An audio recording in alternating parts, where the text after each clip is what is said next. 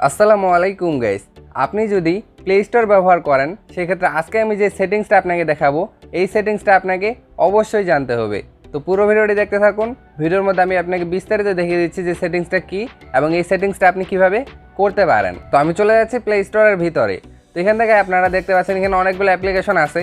তো আপনি এখান থেকে যে অ্যাপ্লিকেশনটি ডাউনলোড করেন সেক্ষেত্রে আপনি তো জানেন না যে সেই অ্যাপ্লিকেশনটা কোনো স্ক্যামারের না কোনো ফেক অ্যাপ্লিকেশন, সেটা কিন্তু আপনি জানেন না। ওকে, তো আজকে আমি যে সেটিংসটা আপনাকে দেখাবো এই সেটিংসটার মাধ্যমে আপনি সম্পূর্ণ বিষয় জানতে পারবেন যে আপনি যে অ্যাপ্লিকেশনটি ব্যবহার করছেন সেটা কোনো স্ক্যাম অ্যাপ্লিকেশন না কোনো ফেক অ্যাপ্লিকেশন, না এই অ্যাপ্লিকেশনটার মাধ্যমে আপনি কোনো বিপদে পড়তে পারেন সে সম্পূর্ণ বিষয় আপনি এখান থেকে জানতে পারবেন।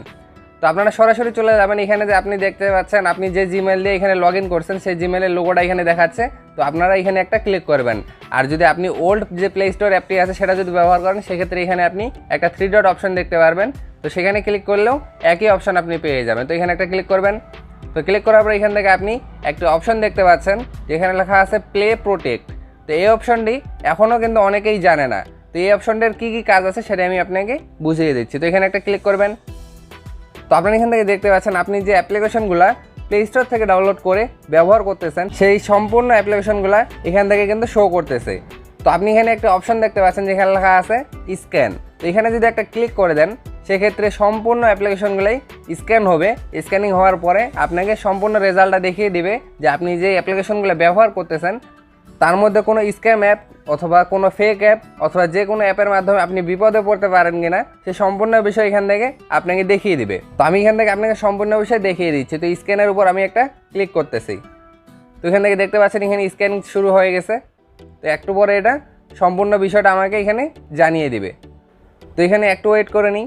তো আপনারা এখান থেকে দেখতে পাচ্ছেন আমার স্ক্যান কিন্তু কমপ্লিট হয়ে গেছে। তো হওয়ার পরে এখানে আমাকে দেখিয়ে দিছে যে নো হার্মফুল অ্যাপস ফাউন্ড, মানে আমার কোনো এখানে স্ক্যাম অথবা ফেক অ্যাপ আমার কাছে নাই এবং এমন কোনো অ্যাপ নাই যার মাধ্যমে আমি কোনো সমস্যার মধ্যে পড়তে পারি। তো অনেকেই কিন্তু এই সেটিংসটার ব্যাপারে জানে না, তো তাদের জন্য আমি এই সেটিংসটা আপনাদেরকে জানিয়ে দিলাম। তো এখানে আরেকটি সেটিংস আছে যেটা আমি আপনাকে দেখিয়ে দিই। তো এখানে দেখতে পাচ্ছেন উপরে সেটিংস একটি অপশন আছে, এখানে একটা ক্লিক করে দিবেন।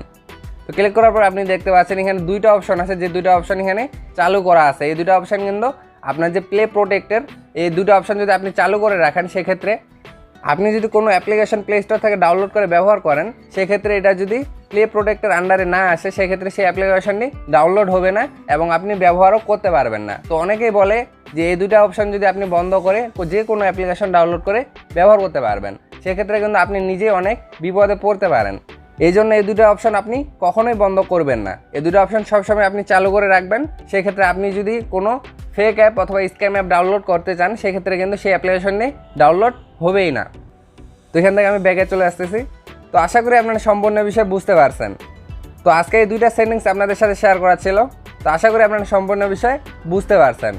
তো জাস্ট এই বিষয়টাই আপনাদের শেয়ার করা ছিল।